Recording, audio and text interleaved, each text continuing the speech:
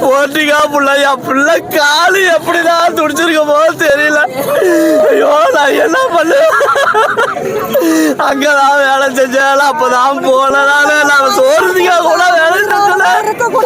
ஐயோ நான் என் பிள்ளைய தூக்கிட்டு போக விட மாட்டேட்டானே. என் பேரு பெருமையில கட்டண வேலை செய்யறேன். வந்துங்க சார், சைக்கோன்னு சொல்லி ரிப்போர்ட் வந்திருக்குங்க சார். சைக்கோவா இருந்தா அவங்க அம்மா உள்ளதா இருக்கிறாங்க.